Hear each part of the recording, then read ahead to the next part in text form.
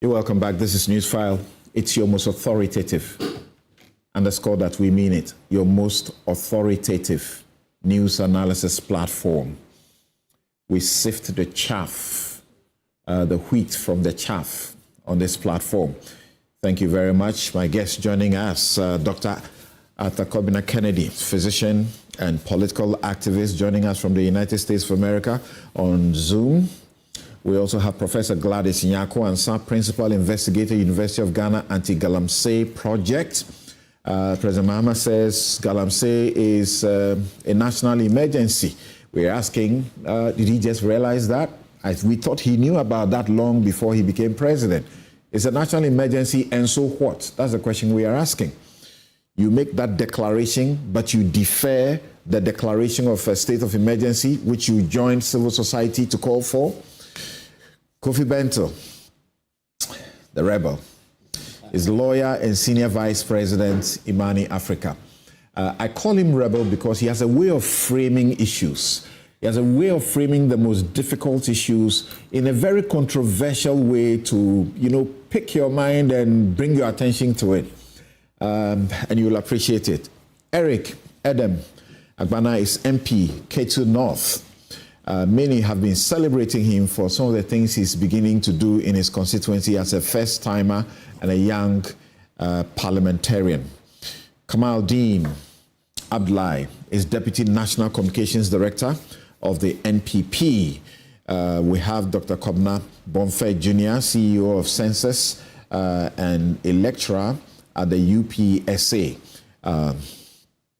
Gentlemen, ladies and gentlemen, good morning. Thank you very much for making time to join us on Newsfile. Good morning. Right. Morning. So I was going to, I had indicated that, of course, we cannot start the show without talking about what has come up as far as the National Cathedral is concerned. But I think it's appropriate that perhaps we rather begin by taking very quick comments on what is happening at the University of Ghana Sports Stadium today.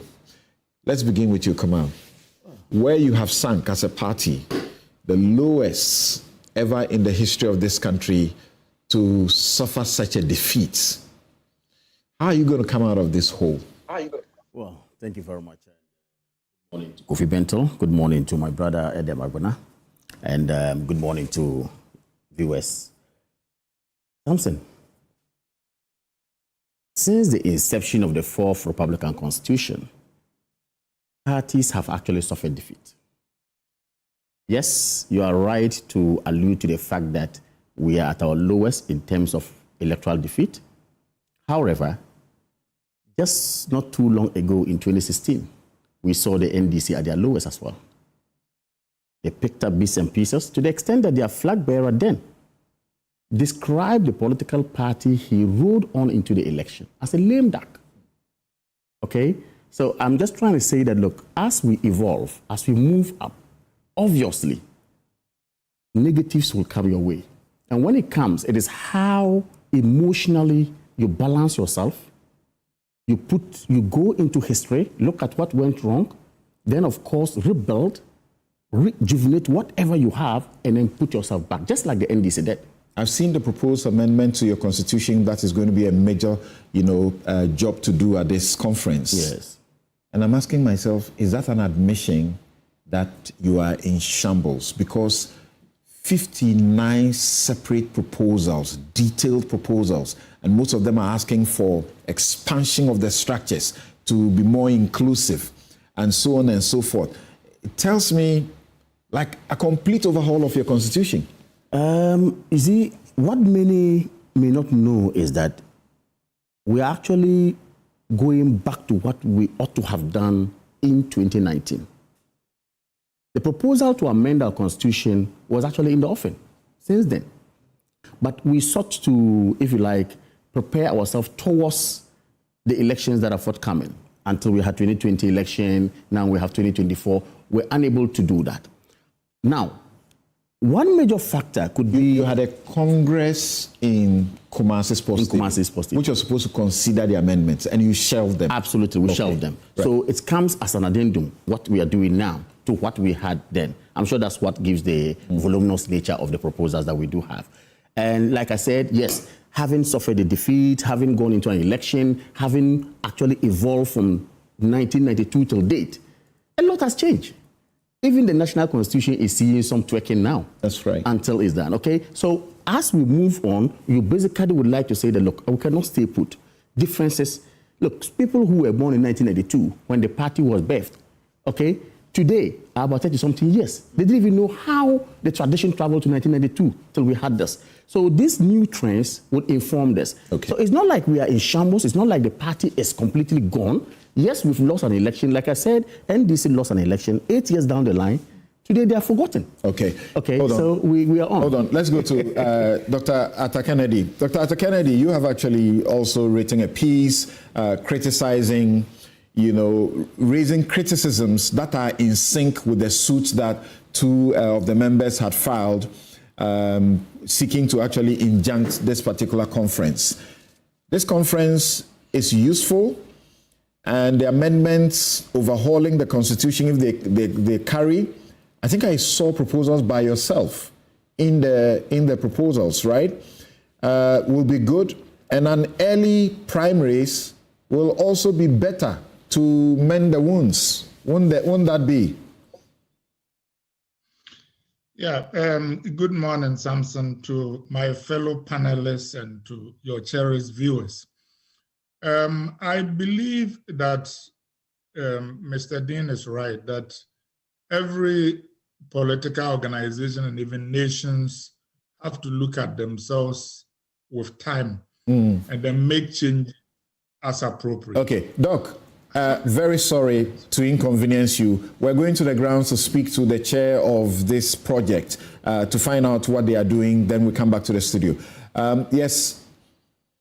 Focus on first, transport. Make sure that every delegate from any part of the country is transported here. We made sure that yesterday, by late evening, every one of them had arrived safely.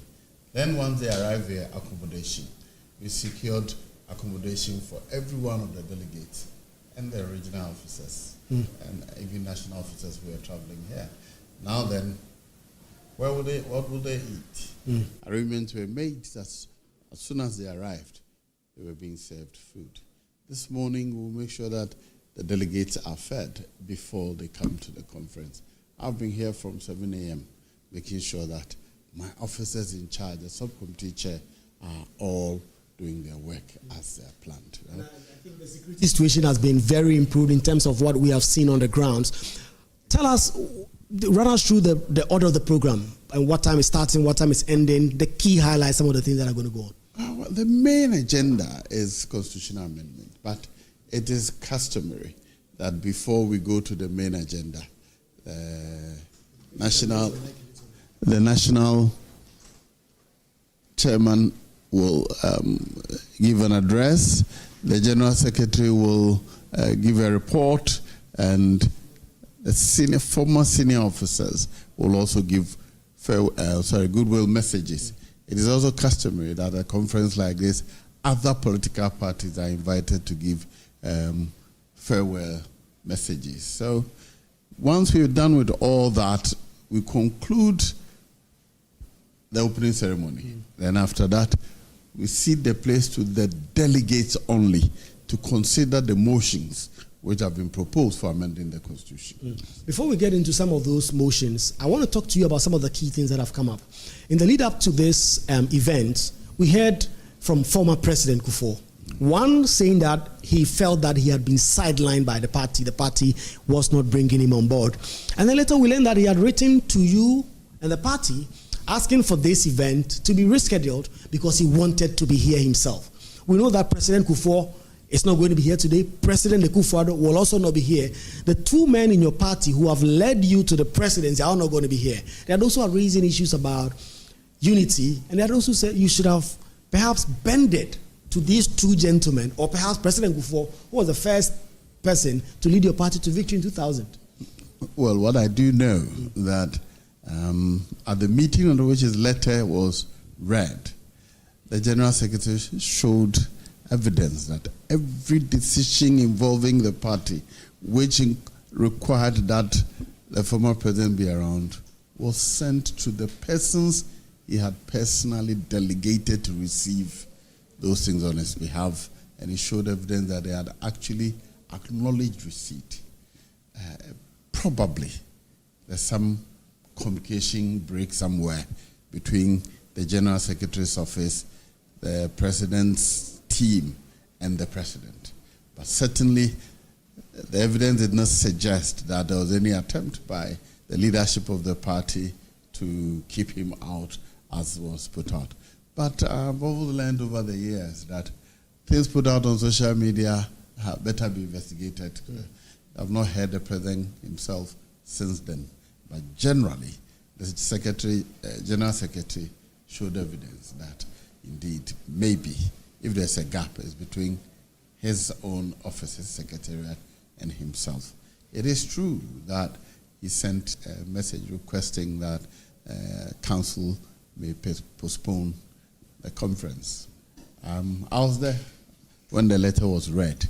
It was discussed, and the general consensus was that, unfortunately, we have gone way too far to halt it. That's the former president. Yes, so we rather appointed a delegation to go and explain to him why we may not be able to see to his request. Because it's entirely because we give him so much reverence that rather than communicating by media, we actually appointed the delegation to go to England and go and explain to him that we're not walking over his request, that unfortunately the steps and preparation have gone way too far advanced to be halted. So let's get back to the Congress, because ultimately the kind of decisions you take here today have a very important bearing on that. Joseph Osei, Joe Weiss, former Deputy Speaker of Parliament, first Deputy Speaker of Parliament, speaking in that interview with Kweku Asante. Joy News has been there since last night, and we are going to keep you updated from when the whistle is blown until they are done with the amendments that they intend to do today, 59 of them. Dr. Atta Kennedy, so my question to you literally was that you have actually described today's event as Delegates Conference as misconceived, and you say it is a step, another step on the NPP's way to irrelevance. What do you mean by that? Yes, like I was saying, it is appropriate that organizations look at their journey and their history and make amendments. Time is not static. But Samson, I think that we tend to, like kids, blame our bicycles when we fall off instead of acknowledging that maybe we are not riding the bicycle properly. These old constitutions took Kufuor to power, took Nada to power. So it is not necessarily our vehicle that is the problem. I do not doubt the motives or intent of those who organize this conference and what they seek to achieve. I am concerned about the process. You just talked about amendments. These amendments, yesterday morning, I reached out. I am told that they were available somewhere. Maybe I didn't know where to find them. I reached out to about 5 party people, including a flag bearer aspirant, for copies, and none of them had copies yesterday morning. That was concerning, because generally when these things are done, the final forms of the amendments are sent back to constituencies, so that the things that you are referring to this morning should have been in constituencies maybe about a month ago, so people can reflect on them and instruct their constituents. But let me not even quarrel with the details. You hinted in your introduction about picking the flag bearer first and all that, and which is what people have aptly described as top down versus bottom up. It sounds like a curious way of doing business, because in a certain sense, you know, a lot of people listening are soccer fans. Soccer is based on current form, and politics to some extent is based on current form. if you pick your flag bearer this early, and in effect, we'll be picking the MPP flag bearer, if the rumors are correct, ahead of picking our World Cup soccer team when the World Cup is taking place in 2026. But no Ghanaian will be happy if we picked our World Cup team in January. Why? Because we know that some players may lose form. The analogy is not perfect, but politics in a certain Yes, Doc, it's exactly the point. It's not perfect because it's good to pick your coach. Your coach must decide which team you have. Precisely. But my point, though, is that no coach will pick his team even in January. Why wouldn't he pick the team in January? Because 6 months is a long time. And if you bring that to political analogy, indeed, political parties have always known that in election, with your candidate who is hot. The Canadians have a new Prime Minister, Mr. Carney. Until 6 months ago, most Canadians didn't know him. How did he get to be Prime Minister? They decided that they were facing economic crisis. They were going to deal with Trump. Trump was too close to the Canadian Conservatives. They found a guy who had been governor of Bank of Canada and Bank of England. And within a few months, he was on his way and he became Prime Minister. Right. This are supposed to be just preliminary comments about this particular, conference today. But you have used this method before, and it took you to power. So what's the point? Well, that is which method? Picking the flag bearer early? Yes, it is early. Is my point. I'm saying that. Just like the Canadian example, just like the Republicans picked Lincoln in 1860, just like the Republicans waited till late before picking Trump, all of whom will not have been picked by early Congresses because the issues had not developed. I think it is premature to pick a flag bearer that early. And there are rumors that maybe this is being done to advantage particular candidates. It may not be the intent, but I'm just saying that there's widespread belief that that might be the motive. Okay.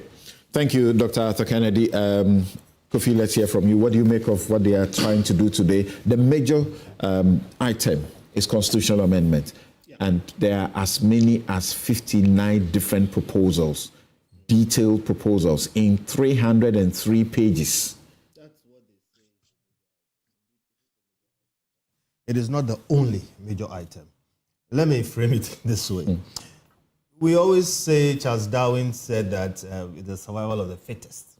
What he actually said is not that. What he said is that the species that survives is the one that adapts best to its environment. And all through creation, you'll see that the species that survives is not the strongest, it's not the smartest, the one that adapts best to its environment. Why I'm using this analogy is that, look, from when we started this constitution, 1991, if you take, for instance, the MPP race, they didn't have factions. It was a Dubai and that's it. It was necessary at the time, given the environment, that you build a base and raise from the base the leader. Over 30 years, you have factions. They have hardened. There are people who are still Kufuor loyalists in MPP. Yeah. All right? They are this, Here's a simple point. The people will pick their leaders and pick the flag bearer. But if you are a smart organism and you want to adapt, would you want the people to pick the leaders at the base and then later they pick the flag bearer who should now deal with people at the base who may or may not be aligned with him? Or you will pick the leader at the top and let the leader at the top pick his team to prosecute the agenda that will give you the ultimate. I think the latter is smarter. I think given the circumstance now, you are better off picking the leader at the top and let him influence the picking of the team. How is that controversy? How is that controversial? And I don't see why you will pick people at the base and then later pick the man at the top who may not be able to work with the people down. We saw what happened in Mr. Foko's time. a party became moribund. They became immobilized for more than a year because the top was not working with the base. And who says that's a sensible thing to repeat? So in short, look, let's leave it to them. It's their business. But in analysis, it makes every sense to me that you pick the man at the top and you let him influence the team he is going to work with to prosecute the agenda.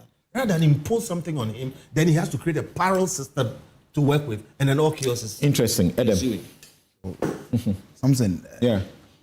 A healthy democracy requires that all parties must be at their best for country and above party interest. Are you pretending you are not excited that the NPP is decimated? So something. We in the NDC have also gone through this phase before. When we lost the 2016 elections, the party engaged in deep internal reflection. After the Kwesi Botwe Committee report, we decided to diagnose our problem from the base all the way to the top. We also engaged in some constitutional amendments, and I can say that our victory in 2024 started with the reorganization of the party in 2017. Something, reforms are necessary for growth in every organization. And in 2016, when the NDC decided to expand the Electoral College to include all members of the party, we saw the results. It resulted in the NDC losing many seats, including seats that used to be our strongholds. So the party had to reverse back to the traditional Electoral College, which resulted in us making some gains in 2020 by increasing our seats from 106 to 137. And in 2024, today we have 188 seats in Parliament. So I can only wish the NPP well in their reorganization. We want to see them at their best, because for our democracy to thrive, we don't want a system where only one political party is strong. We need to have all the parties strong, principled, and parties that are resilient. It is only that can guarantee a strong opposition that will propel the national development that we are seeking. We wish them well. My prayer is that it should be a very peaceful exercise. I've seen some of the proposals or the proposed amendments. I am tempted to believe that majority of the proposals are going in the line of calling for expansion in the Electoral College. We'll leave the decision to them. But even the NDC, though we are the party in power, even though we have this super majority in Parliament, even as a party in power, we are also still undertaking some internal reflections on how to reorganize ourselves so that the party will be stronger than it is today. So I'm saying we wish the NPP well. That's all I can say. It's important. Okay. It's important. Expansion of the Electoral College is a very important issue, and I think that it is one issue that both parties appear to agree, because it does one thing. It is intended to help to reduce the monetization of your elections, particularly for flag bearership. I know that the CDD, for example, is working towards eventually a political party financing law, so that it will relieve you guys from having to spend so much, because you have, if you're going for MP, there are a set number of delegates, and it is very easy to influence them. So everybody is buying TV set and whatever for each person, giving each person, somebody said you give each person 10,000 or 20,000 each. And even when it comes to the flag bearership, at the point where it has been expanded, you still hear your flag bearer hopefuls making their calculations on how much they have to spend per delegate. So that one, all of you are happy about it, right? You see, something, there's this erroneous impression out there, which we must correct. First of all, nobody says that we are introducing a novelty called top-down approach. No. Why? When you take our constitution, for instance, the current constitution for this amendment, Article 13.1 mandates us to have our flag bearer 24 clear months before the next general election. That's one. Two, do we have polling station executives in good standing per the Constitution because they have 4 years mandate or 10 in office? It ends in March 2026. By the Constitution, we ought to have done this election even in December. By our Constitution as it stands. So, you see, this narrative of someone saying that there's a novelty in there, says, let's go out and elect top-down. Point is, you have a Constitution which regulates you. The Constitution says that when you are in opposition, elect your leader 24 clear months before the general election. It says that the delegates to elect are constituted already. We have the polling station executives. You can't change the current delegates before doing the presidential primaries. You can't. If strictly we are to go by the law, okay, the current delegates' mandate at polling station level ends in March of 2026. 26. And then constituency ends somewhere in April. Regional ends somewhere in May or so. And national ends somewhere in July. Now, it means that we have a set of executives running the party as by the Constitution. And by the Constitution, you should have a presidential candidate. Yes, 24 clear months before. Okay. So, point is, if we are going for an election today, and we didn't do it, you see, the proposal was not done for December because the Constitution again tells you that you ought to open the nomination 1 clear month, 6 months before even the said election is done. That is the primaries. That is why we thought that, okay, if we shift it to move it to, say, January, which, of course, National Council has a mandate to vary the date. So the bottom-up proposal is rather intended to change the status quo. Absolutely. Now, it's not that you have actually turned. If we are to go by what the Constitution says and the law says, then, of course, we are mandated to even have that done. Okay. You get what I mean? Okay. So, you see, this point... That is the point well made. I don't know how the narrative went out there. We need to move on. Okay, that's fine. Yeah, we need to move on. Thank you very much. Really Prof, I'm sure we have to leave you out of this, except that they have invaded your campuses.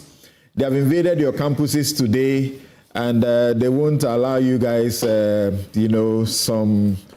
the serene atmosphere we know about Legon last night, today, and tomorrow. Prof, do you want to say something?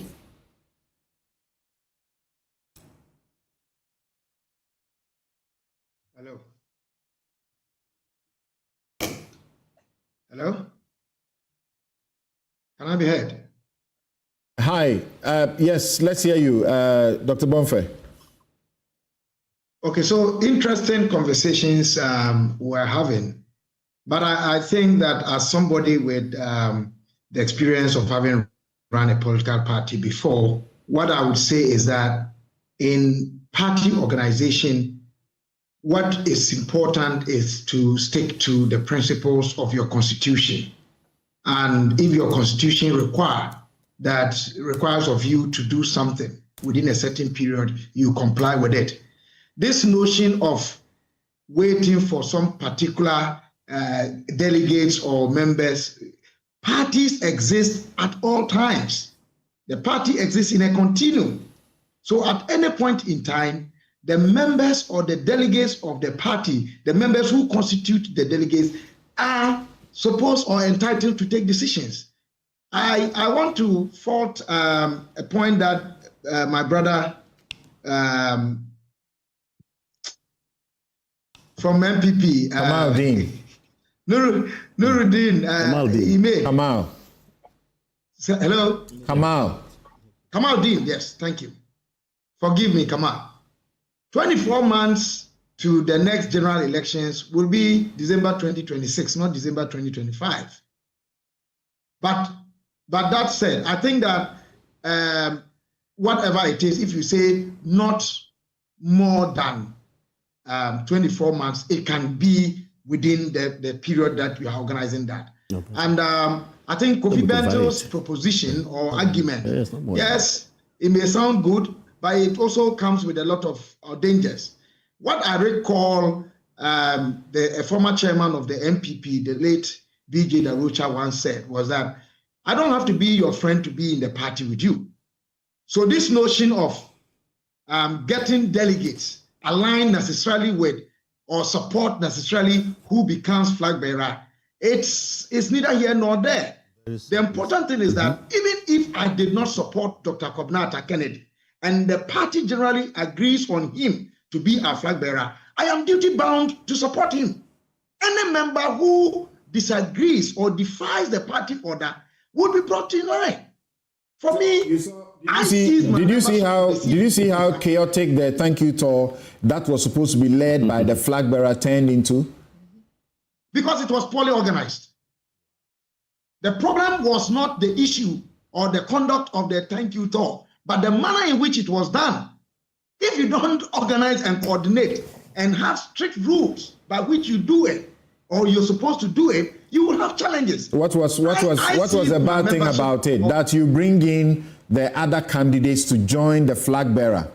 Even though it's the flag bearer's job, you bring in the other candidates, and and every place they get to, there is division. People want to show this is my side, and everybody wants to make comments that show that they are better for the next election. Mm-hmm. So again, it comes to the issue that I raised about coordination and organization. Samson, you cannot have candidates ad infinitum or say that somebody will remain a candidate forever. You are a candidate to a particular elections. Once the elections are over, everybody remains a member of the party. Here you are talking about a former flag bearer leading the party to go and say thank you. So it is not just even about that person.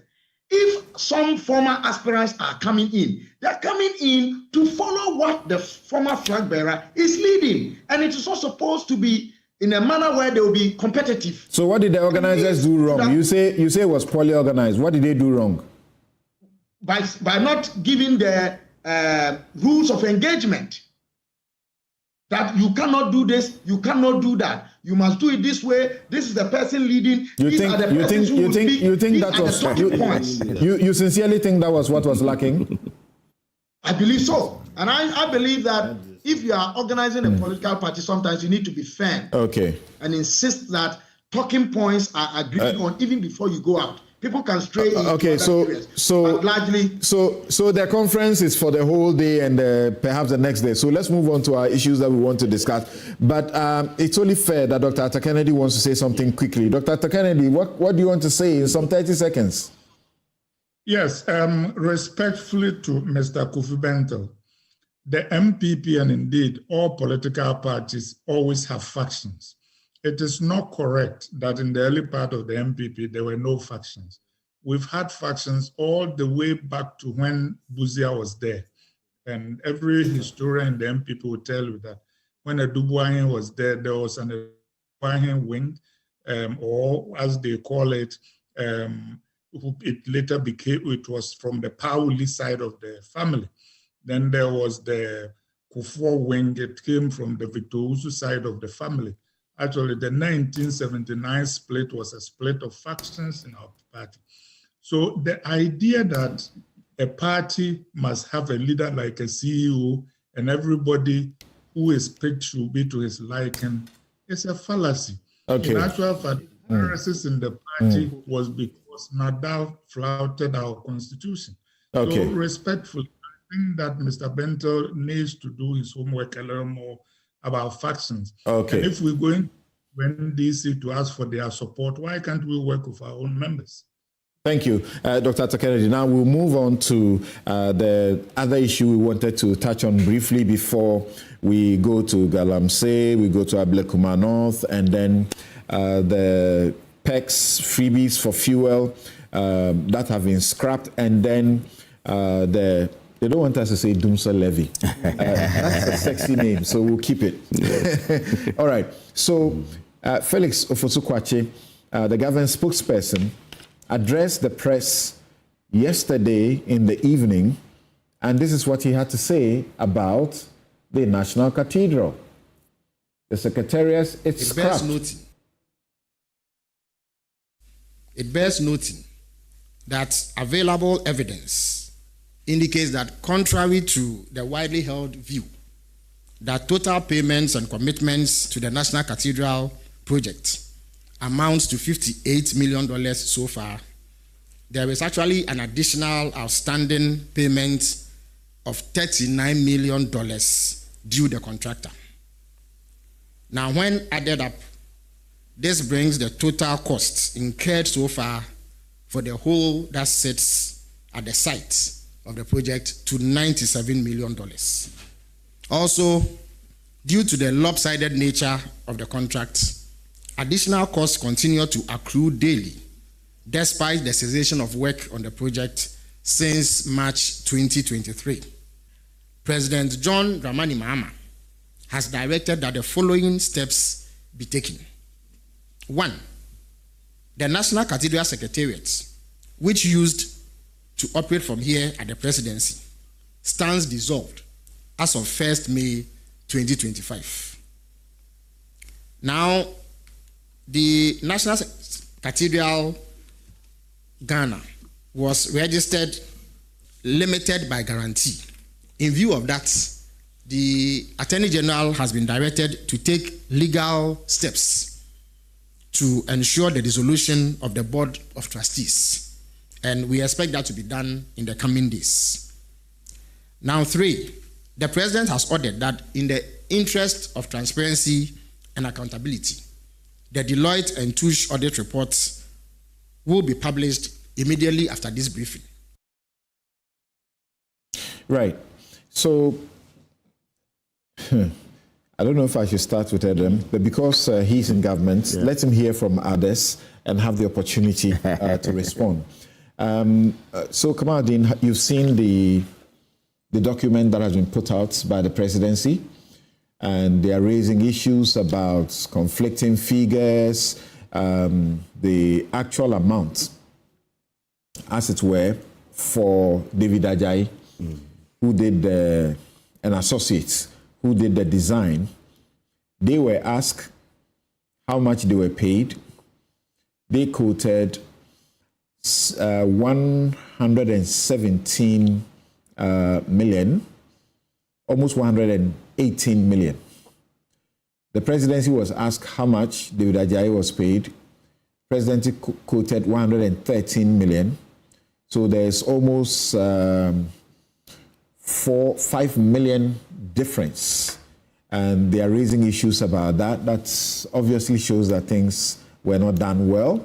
When it comes to the contract, the project itself, they show us the document which also shows that the amount that was on the contract itself, the executed contract, the contract that was signed, is 261 million. It's almost 262 million US dollars. But the confirmation from the Office of the President puts the figure at 286 million US dollars. Then the progress status report of the project as at August 2024 gives a different figure, lesser than what the Jubilee House gives, which is 268 million. So they're asking questions. The IPC submitted for final payment, that estimated final contract value is also different. It's 283 million. And then other issues, are raised. The David Ajayi, and associate figures I mentioned is in Ghana cedis. Samson, I will set off here for want of time to ask fundamental questions. Who commissioned Deloitte and Touche? I guess government of Ghana to audit. What are the components of an audited, if you like, account or institution? What's supposed to be the outcome? First of all, you need to look at the financial statement, and I guess it's very important. What is the opinion of the auditor? Okay, on that. Now, if we have these two components forming auditing properly so-called done, question is, has anyone been faulted okay, of misappropriation of whatever he has done untoward, apart from these discrepancies of, if you like, figures that we're mentioning. But has money gone down the drain that someone ought to be faulted for that? I'm here to find out if this, audit report has established such. So in the figures I mentioned, they speak about, they make a recommendation for reconciliation of the differences. Good. They want management, as in the board, to reconcile these differences. We will ask a substantive question. Yes. If this is actually That's an what- audit report, Good. or it is towards an audit report. So that's the point now. So I am trying to find out if auditing has been done, concluded, financial statement looked at, opinion of the auditor given. Nobody is faulted. What next? Okay, so these noises that we made before the election, we must retrieve our money. Monies have been misappropriated. This has been done. Has this audit report revealed same? These are fundamental questions, but of course, it's a going concern. And I think that, yes, when we are going to rely on what we call, management letter, which talks about controls within and all that, and how things ought to be done properly, okay, it's a different matter. But as to whether or not some misappropriation has been done, some money has gone down the drain, somebody has pocketed something he's not supposed to pocket, we have to establish that and find out. Okay, so if that is not done, I don't think I can sit here, or we can sit here to point accusing fingers at anyone.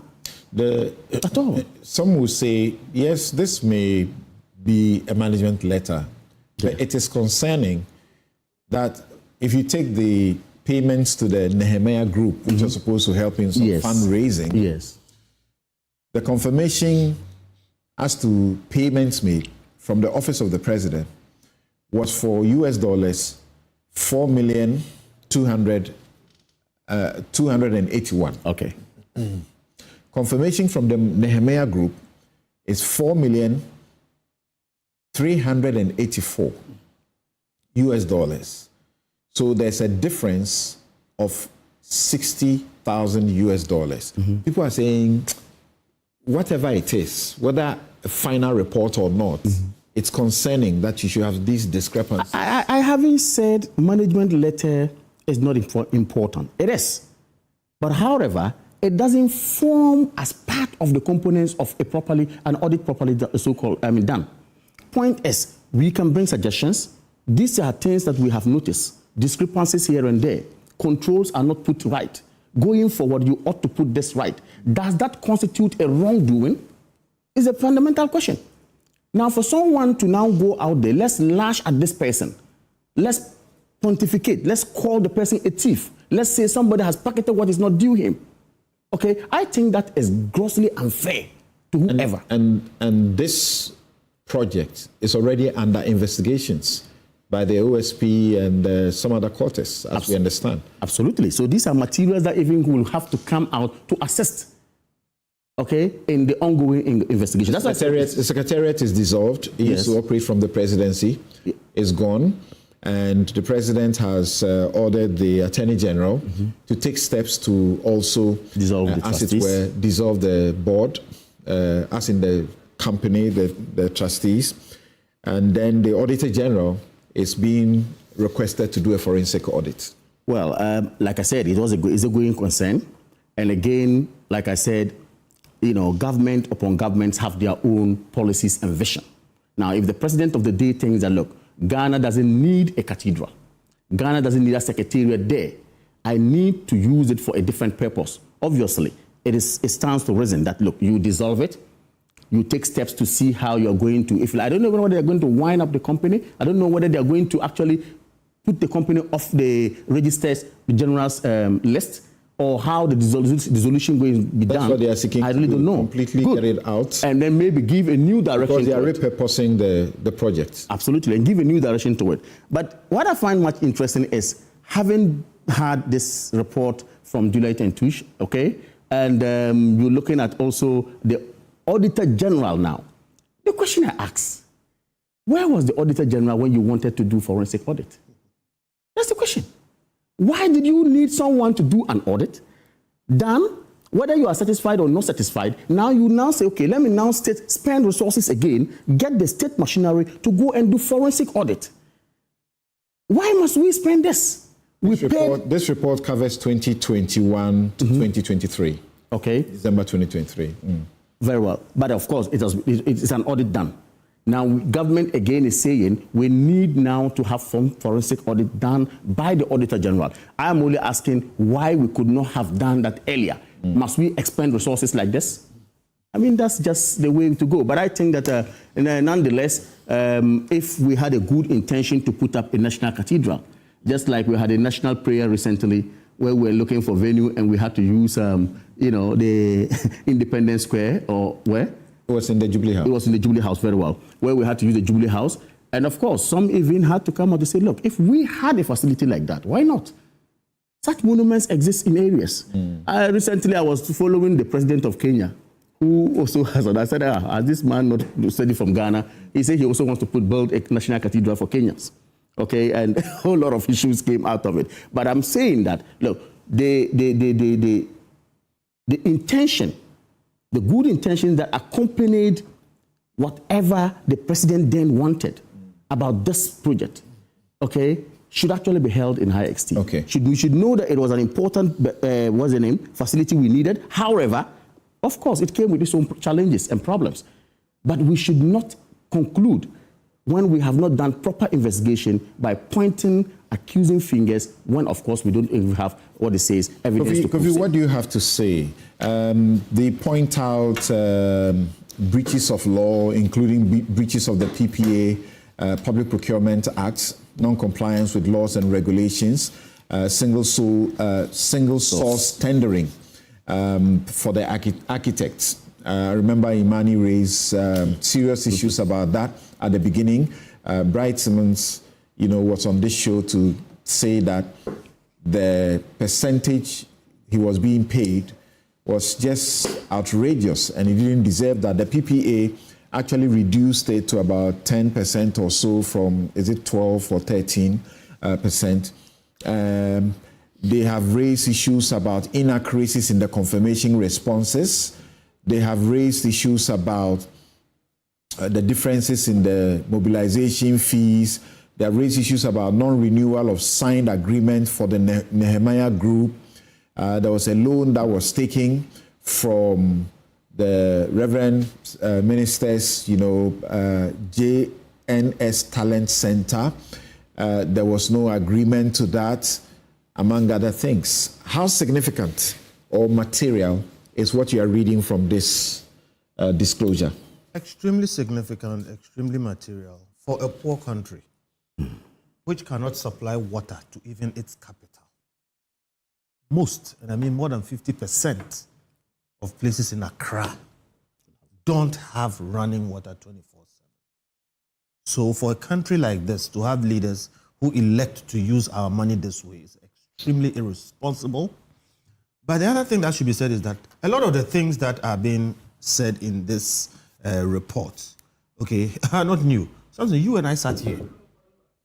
And please, Samson and I, we've been Christians for about 40 years. And we are not talking about just going to church for nothing. All right? And we know what we went through when we were saying before. It's important because, you see, when you see the thing before, then nobody can say you are surprised. We said this was not proper. It shouldn't be done. It will be a waste. There will be probes after. We said all these things. They have come to confirm all of those things now. Honestly, I agree with the people who say, please stop the charade. Go ahead and prosecute them. Go ahead and call people to book. Because there are many edifices, they spent almost $100 million. And what we have left is that hole. Okay? Go ahead, find the people who spend the money, let them come and confirm it. I think there is a risk here. The risk is over-prosecution. I think this government is trying to make a huge noise and actually denigrate people. I always say that charade is easy. the media stuff, publications here and there, sensational news, who do this, who didn't do that, and that kind of thing. The difficult work is going down, determining where crimes were committed, determining who misappropriated funds, and it's not everything that is a crime. The fundamental point is that when somebody spends money, the person should come and prove why they spend that money. And if they made a bad choice, there is causing financial loss to the state. Then you have the issue of the persecution of the reverend ministers. Let me be clear about this. Again, like I say, the host and myself, we have great respect for our reverend ministers. But we said it before time, that here is somebody who said he has made a personal vow to God. And now he's proceeding to use public funds to do what he has promised to do to God. And it was wrong. We said, do not lend your Bibles, your cassocks, and your collars to these politicians who are embarking on an ill-fated and godless journey. We said it will cause trouble. So here's the point. They will never be vindicated. I don't have a doubt that some of the reverend ministers were not corrupt. I don't have a doubt about that. I still respect them. Okay? But for lending themselves to this and not speaking truth to power and not standing up for what I believe they knew was not exactly right, they will never be forgotten. They will never be forgiven. History will show that at a point like this, they supported this wrong thing in the name of God and cost this country almost $100 million, broke down buildings and left a hole. Is it fair to speak to what you may call a management letter in terms of a concluded audit report? No.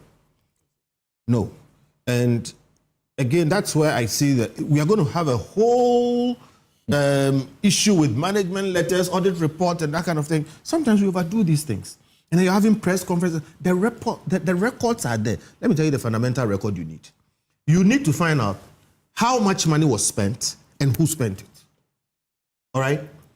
Even if you don't have an audit report from Deloitte or wherever, $20 million went to A, call the person and ask the person to defend that expenditure. And like we said, we checked. Look, respect to David J. I don't think he has had many of these kinds of projects which paid him that kind of money at that stage in the project. He was sole sourced. Exactly. Meaning, no, wait. The sole sourcing, he was the only person in this whole world capable of doing that. That's not what I'm saying. Even if he was the only person capable of doing that, I don't think he has had that many. Wherever he's worked in the world, where they paid him these kinds of fees at this stage of any project, that is clearly inappropriate. And sole sourcing, why? Why? We have a whole, and there were issues about he not being registered in Ghana and all those things. Right. And for me, the important point is, you see, when we come and sit here, we say all these things and put ourselves at risk. And then at the end of the day, the verdict is out and the things we said have happened. I think people should take note of it, okay? So that we can avoid these things tomorrow, because Bright and myself and other people who take time to go into these things and come up with these things, we don't do them necessarily for the fun of it, but to warn. So please. Atimani, are you guys still at that position expressed by Bright that, you know, the presidency had written for the sole sourcing and quoted, you know, the total amount for David Ajay and Associates at $23,750,000 US, and somehow the Public Procurement Authority, you know, beat it down to $21,375,000 US. You guys still believe this was too much? Absolutely. Charlie, this is $23 million of poor people's money. And I started by saying we live in a country which can't supply water to its capital city. Even if we had that money, is that the best use of that money? And all due respect again to Sir David Ajay, I had meetings with the president, the engineers, I've forgotten their name, but they have architects. Rebad. At the point they said that man was not registered and should not be able to practice in Ghana. Okay, the Architects Association. Architects Association. So, I mean, we went back and forth. The point is, we still stand by the point that there is no justification for spending $21 million of poor people's money for designing a cathedral we did not need. And we are saying, look, stop the charade about all, it's good to audit and all those other things. The simple point, find who spent money, whether it's the president, the minister of finance, or whoever, and call that person in to defend the expenditure of the money. And if you don't agree with them, put them before court, prosecute them for causing financial loss to the state. You agree with the dissolution of the secretariat and the processes towards disbanding the company? But they should make sure they do it well so we don't end up with residual problems. Unfortunately, like I said, I will continue to respect the reverend ministers who were part of this. But yes, they deserve every opprobrium that is coming their way. Okay. They should not have done that, and everybody should take it. Let me go to Dr. Bonfe. And I don't know if he may also bring a bias, because he went to the Supreme Court actually to try and make a point that the state should not be doing this. The state went to the Supreme Court, led by the Attorney General then, Godfrey Dame, to tell the Supreme Court that the state was not spending money on it. Yes. What do you make of what is happening now? Very difficult.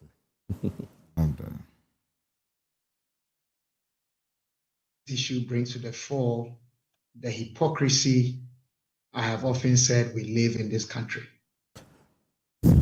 Samson, you are right. I went to court, and if you followed the case, and I believe you did, among the things that we were seeking and the evidence that we presented before the Supreme Court, if you look at the judgment that came sometime in 2019, effectively they ignored some of the facts that we presented before them. The fact that Parliament had given a seed money of $25 million towards the building of the cathedral, which was tied to the celebration of Ghana's 60th anniversary independence celebration, had given offices to the trustees or the board of trustees in the office of the president, Jubilee House. In fact, the Supreme Court, in its judgment said that that was not a big issue since they could be relocated outside that place.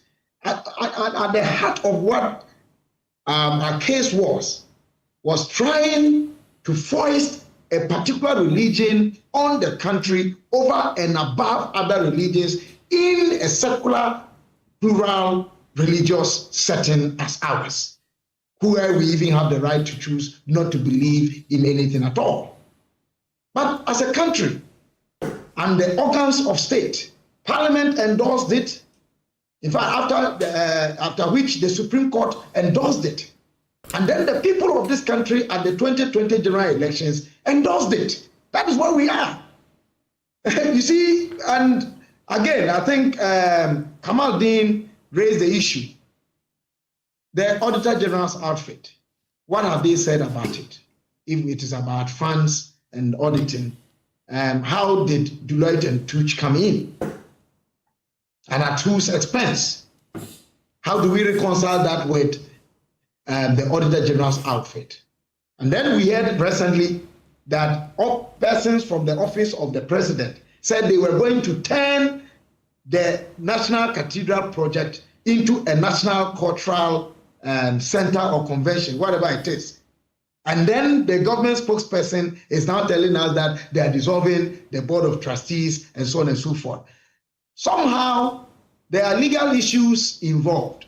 And as I will join in what Kofi said, that we must be careful how we go about things. This whole project, I think it's almost like the proverbial going to mount the tiger and realizing too late that we are on a very dangerous beast. They were warned. And now the task is how to unmount or get off the tiger and be safe. We have to be very careful. We were raising issues, and the Secretariat of the National Cathedral decided to have an audit. So they commissioned this. Okay. What is wrong in doing so? And why are we taking a management letter as though it was a final audit report. Well, so that, I mean, I didn't know this. You have provided information. So what we need to know as a people is that this report has come from Deloitte and Touche based on public interest requests that they wanted to show that they were clean. Fine, that has been done. So it means that it is at the expense of the management of the project. Now, what has the Auditor General's outfit also got to say about it? Because they were operating as a public office. It is now that the president is directing the Auditor General of the Republic of Ghana to conduct a forensic audit.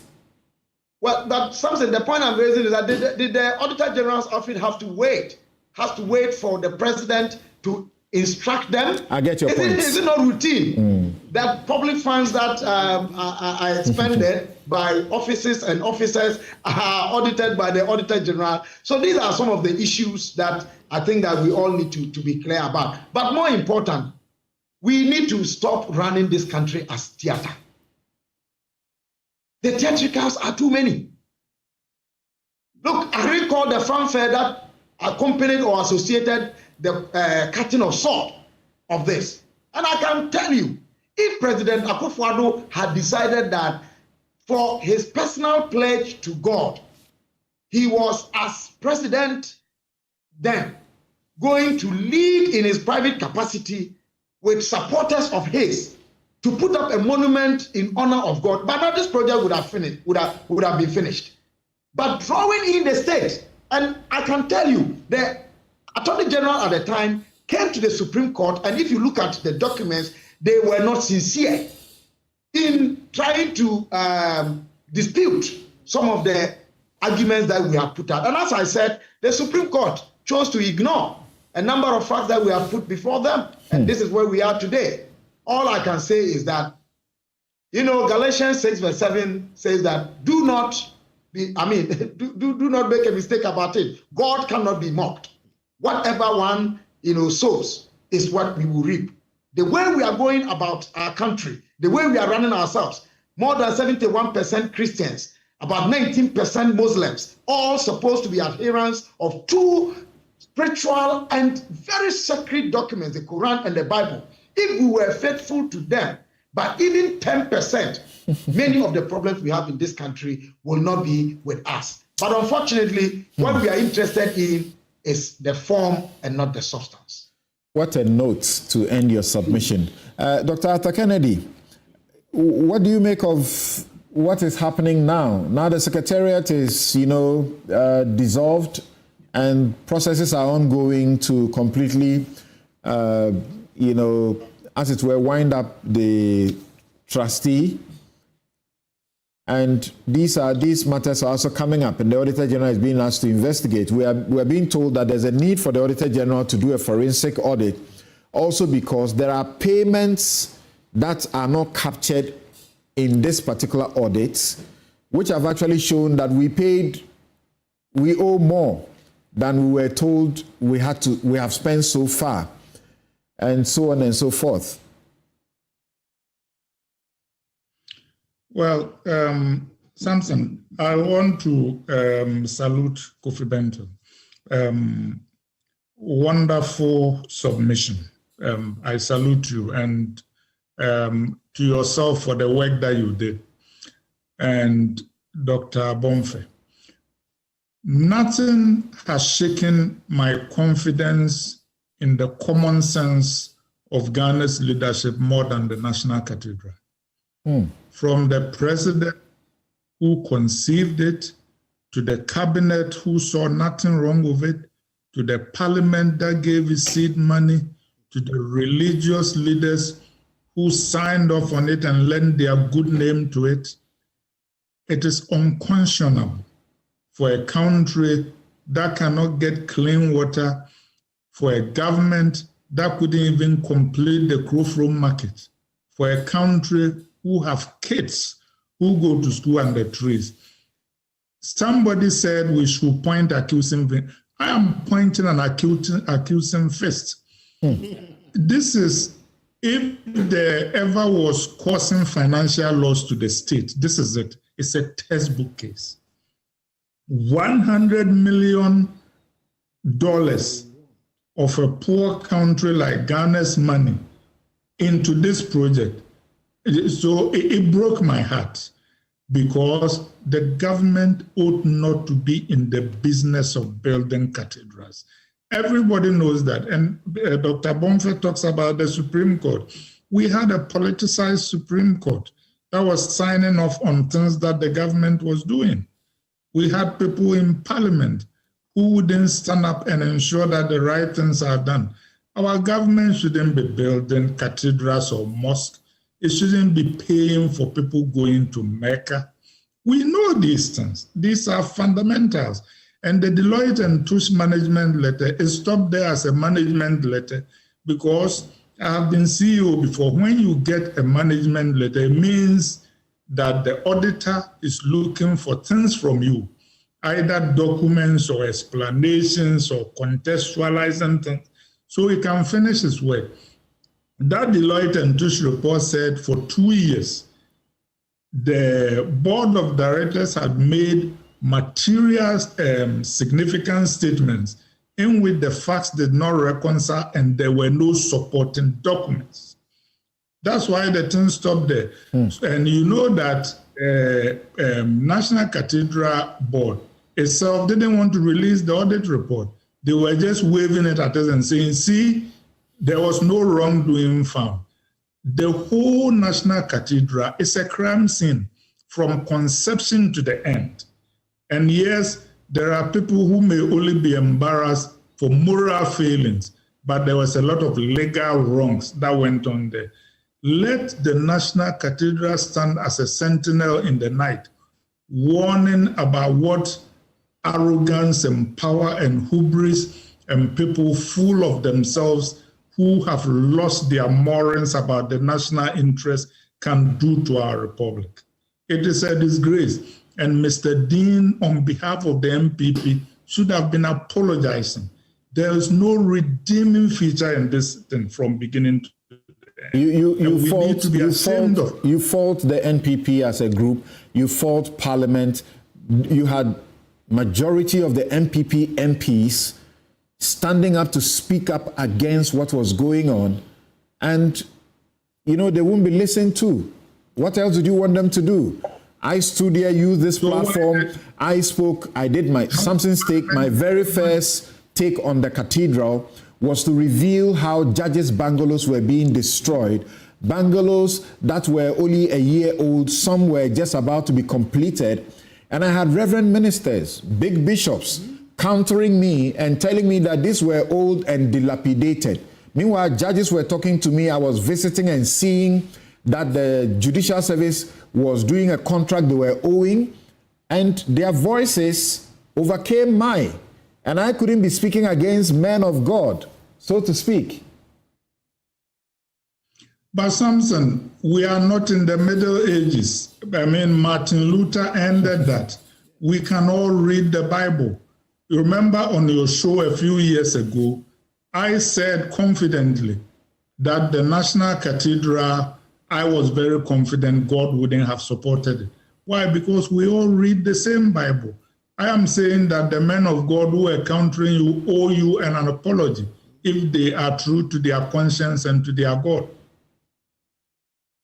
Okay, so we will go to an aspect about what difference it actually makes a management letter and the final audit report. But Adam, this is where we are. And when Kofi was talking, I got really hated. The Amawoos, Kenoforiatas got angry at me because all I was saying was, this was a prime place. We had important installations there, very expensive. All I was saying is, why can't you find another land? Why will you destroy new bungalows and then go and build another one elsewhere at our cost for them? And it wasn't good for me. Here we are. Well, something we need to pivot the conversation on the National Cathedral properly. From the very inception, the project was presented as a symbol of national unity and spiritual reverence.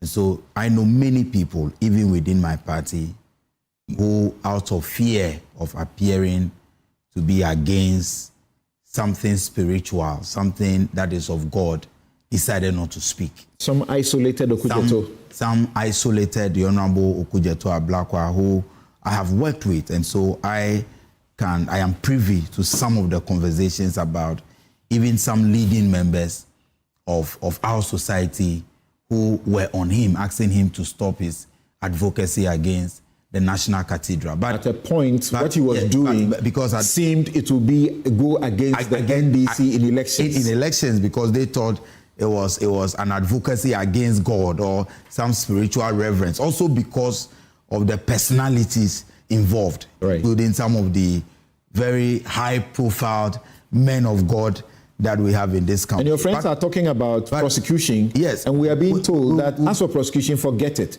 because the NDC will not have the courage to prosecute these big men of God heading I disagree. Churches that command I disagree. millions. I can tell you on authority that when the forensic audit is done, anyone found to have misappropriated public funds, whether you are the biggest pastor in this country, whether you are a revered man of God, the person will be facing the full rigors of the law. But let me get back to the conversation.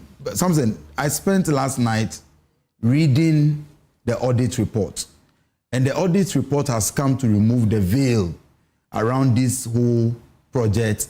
And so it is no more a project, a conversation about architecture of faith.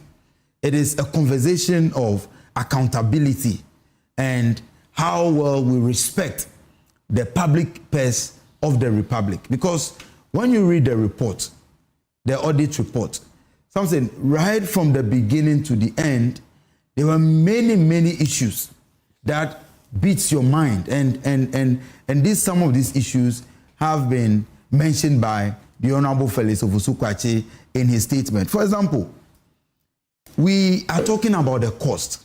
Initially, what many of us knew was that $58 million was spent on the project. And so we all said $58 million was spent digging a hole, and we described the hole as very expensive. But the audit report is telling us that as we speak, the contractor is still owed about $37 million. And so it brings the cost to close to $97 million. But that is not all. Because something like you said, the conversation should not even start from the project itself. Let's start the conversation from the site in the location. Because there are so many extra costs. For example, the the judges' bungalows were demolished. The state had to spend extra money relocating all these judges. That also came at a cost, and that is not captured in this report. The scholarship secretariat was demolished. Today, the scholarship secretariat is operating in a structure in one of the senior high schools in Accra. And when you visit there, you see the congestion in that office. Ghana's National Scholarship Secretariat was also demolished. Beyond this, as these state properties, there were private. We also had private properties, private companies. Very expensive. Some are still in court. Some have sued the government, and they are expecting hundreds of millions of dollars to be paid. And so, from the very inception of the project, this whole project was built on grand deception, and we must not allow faith and our reference for God to blind us from getting into the issues, because this project started grand deception. Grand deception because President Akufo-Addo told us that it was his personal pledge to God.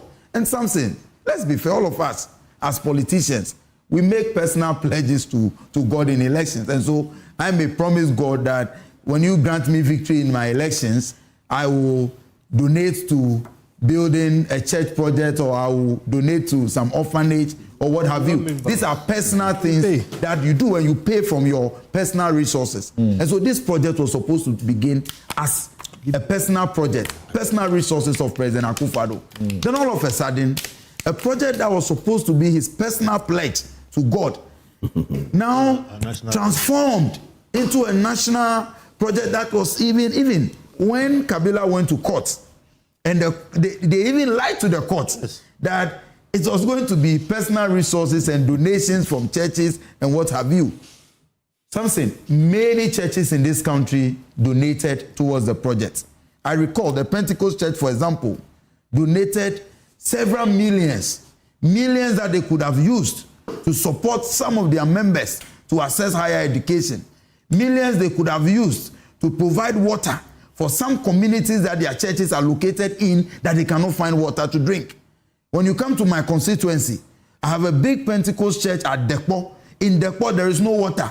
But people in Dekpo also contributed because there was a national directive by the church that all of you every Sunday contribute some amount of money towards the building of the National Cathedral. All of this went on, and as we speak, the audit report is telling us that all the financial laws were breached. For example, it is basic knowledge that the PPA Act says that a PPA must give approval before a contract is awarded. But in this case, the payment vouchers that were presented indicated that payments were made in September, PPA approval was given in December. The PPA law allows for ratification. No, something can be done ahead, and then you go and get a ratification. But the ratification cannot be done in a vacuum. That's right. There must be justification. For example, in a medical emergency where maybe the procurement of a certain drug will save lives, it is permitted that you may engage in the procurement and go for ratification. But tell me what emergency occasioned in this National Cathedral business. We need to be quick about this. Yes. I wanted to know why your government is projecting a management letter as though it was the conclusive, finding. No, we are not. We are not. What happened? What I can tell you, what happened is that something from last week, we started seeing a certain propaganda in the media. The Secretariat of National Cathedral, the National Cathedral Secretariat, took portions of the report which says the report represents a true and fair representation of the financial statement. Was it MPP members who were doing this, or was it? Even the pastors, MPP members, pastors, members of parliament, I can mention some of them.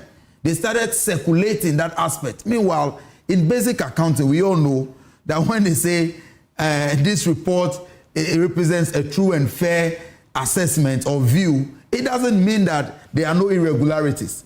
So when you go deeper into the report, we decided to chronicle all the other issues that the report listed, which management is unable to respond to. Now, government has decided... Why did you, in replying those people who were circulating that, why did you, in replying them, depend on the management letter rather than the audit report itself? The audit report was published, and if you paid attention to Felix's statement, press conference yesterday, he stated even in the press release that he was going to release the audit report after the press conference, and he published it even on his Facebook. Now, when you go into the report, that is where all the issues have been well explained. Issues about donations, for example, as much as 38 million Ghana cedis through mobile money donations were said to have been reversed or unsuccessful. And the third party, so the telcos are supposed to tell us that indeed, if I tried sending 100 Ghana cedis to Kofi Bentel, and later Kofi says the money or the transaction was unsuccessful, there should be evidence of a reversal to me. Okay. But all this evidence has not been, they've not been able to provide it. So we have occasioned a forensic audit. Now, forensic audit and an audit, the slight difference is that the forensic audit will allow the auditors to target very specific issues and go into the details. And this will bring out the individuals involved, which people made the payment, and anyone who flouted the laws. Thank you. Something I'm saying again on authority, that regardless of their stature in society, they will face the full recourse. Whatever happens, we must end this on the hour. And I want to go to Prof. Prof, do you have something briefly to say before we get to an expert to tell us the difference between the management letter and the audit itself?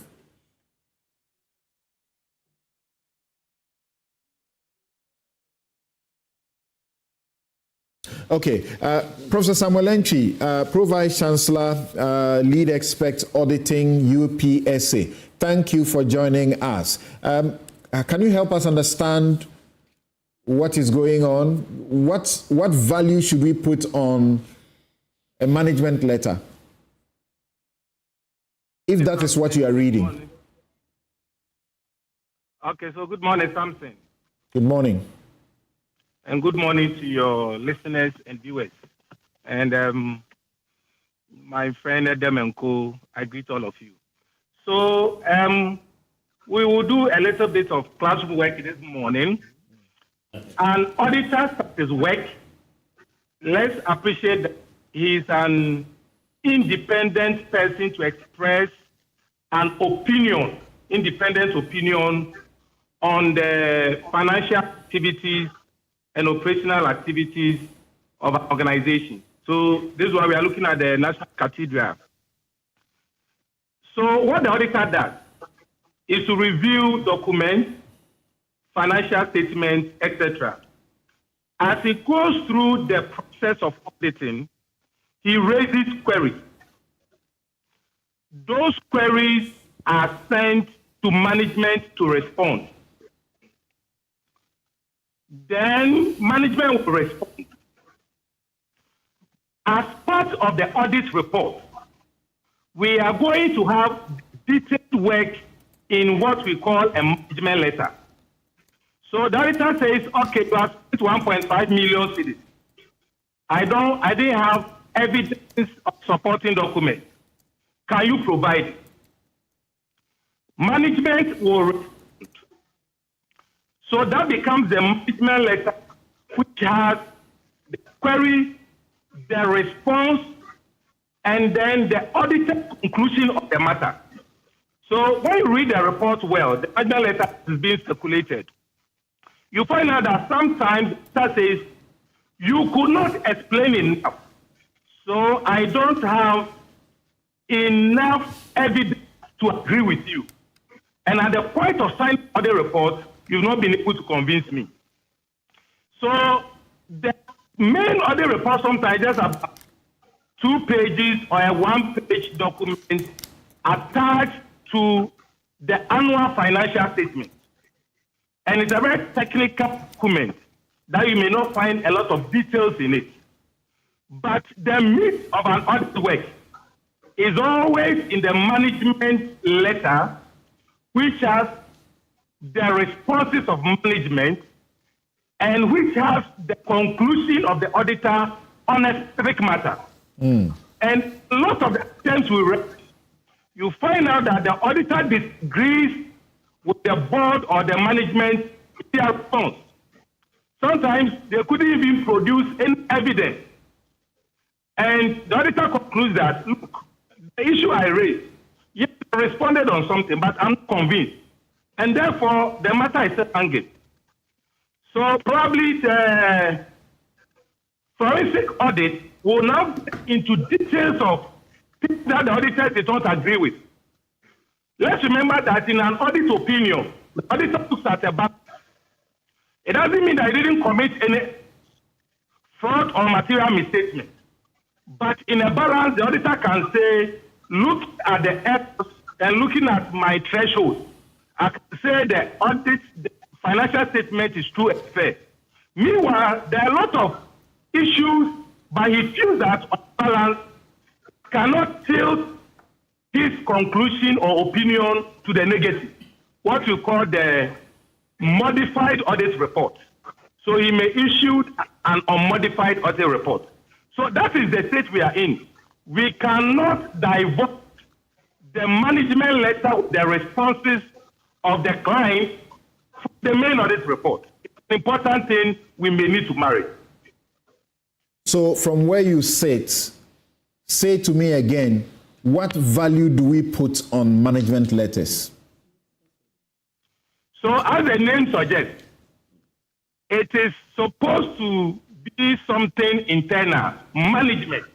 So probably the board and the management are to consume that. Yeah, well, what weight do you put on it? That's what I'm saying. This is a public interest matter. And therefore, the Ghanaian is interested to know what did the auditor say about specific items. And that is of interest to us. And therefore, that's why it has come into the public domain and we are discussing it. Damning revelations from the auditor. Don't final reports eventually change things in the management letter? So if you look at the management letter being circulated, you will see that the auditors had recognized the responses of management.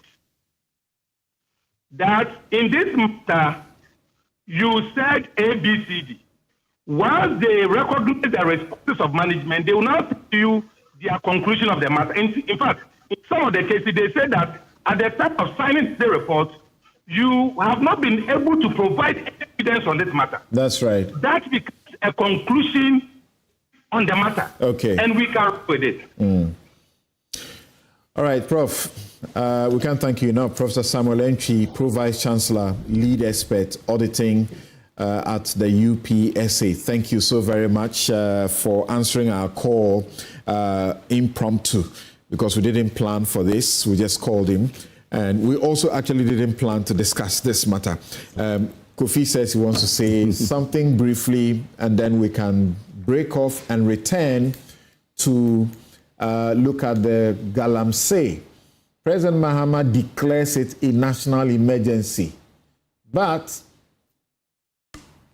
he seems to defer a declaration of a state of emergency. What are the people within the area saying about this? Kofi? Yeah. Let me hear what you're going to say. There's a question I'm going to put to you as well. Okay. And as you can see on the screen, this was in August of 2019? And that was me saying, 2018, that was me saying we can't build a cathedral on a foundation of lies, because there were just too many lies from the finance minister, from Ameu, and other government operators, including some of the people on the board. The question I'm being asked to ask you, even before you say what you want to say, is that the state went to the Supreme Court to defend the case brought by Dr. Bonfe, and told the courts that state funds were not going to be used, apart from what they call the seed money. Yeah. So if you are saying people should be prosecuted, must it include those who went to the Supreme Court and told lies? Okay, so a bit of education on that. We have an adversarial system. Mr. Bonfe went and stated a number of things, and they were facts. Offices had been given. That is state funds. In an adversarial system, the Attorney General came trying to refute those facts. In my view, the AG lied. Now, the finders of what the truth is are the judges. There are things they must take judicial notice of or use the evidence in front of them. I don't know how to put this, but in short, this is one of the reasons why the present Chief Justice is facing what she's facing now. Some of us were disappointed that in the face of things, it seemed there were preconceived decisions. And it's not just this. Birth certificate, President Chief Justice, one person in the midst of... that's why I didn't want to go there, but no. Don't sidetrack me. Justice Stokonu was only one among, a panel. That is why sometimes a panel of 5, a panel of 9. I should have avoided 7. that. I should have avoided that. I didn't mean to pin it on her, but I'm saying, one, as for the lawyer on the other side, I'm not saying he should lie, but I'm saying here, my own brother, the AG, lied. because he had those facts and went and controverted what Bonfe said. And the judges, instead of taking judicial notice, looking at the facts in front of them, line up behind the government in the face of things that we could all see. They believe the government. Again, the point I'm making. How were they to know that what the government was saying was a lie? The belief in the government was not founded. There was evidence in front of them and it could be checked, which is why I'm saying that is why some of them are suffering. But let's not go there, okay? My point is that was a bad case. It was a blot. It shouldn't have gone the way it went because, like you said, lies all over the place. Quickly trying to finish. Listen, a management letter is an inquiry. It is asking management to provide further and better particulars, give details about certain things for the auditors to be able to complete their report. That is what it is. Now, it is usually necessary, but in this case, I think there is some overstimulation going on. And my point is that, look, there are things that should be clear and things that can be done. Instead of going to the ends of the earth trying to establish what is already clear. Now, let me explain what I mean. There has been expenditure. It is a matter of fact. Somebody took government money and spent it. Some people signed off on it. Find what has been expended. You don't need a forensic report to do that. Find the people who spend the money. You don't need a forensic report to do that. Call them and let them defend to you. Let them explain to you because they owe it to us. Public funds are public funds. Why did you spend this money? Why did you pay a J21 million? Defend that. If you are not able to do that, prosecute them. That is why we have laws, for instance, on causing financial loss to the states. All right? And then there were breaches of procurement law. Call them, prosecute them. If they have a defense, let them forward it. Their defense, if it's sound, will exonerate them. You don't need a forensic audit to do that. Trust me, this president has 4 years. If you're going to go the route of forensic audit, a management report, going back and forth, and I'm not saying they are not useful, I'm saying in this particular matter, just like I am accusing the judges of saying clear things and saying they didn't, there are some things that are clear. The expenditures were hard, okay? Plain corruption happened. Okay. There are funds that we can't trace. All right. There were procurement breaches. There were overpayments. And there are unaccounted for funds. Hold them and prosecute them.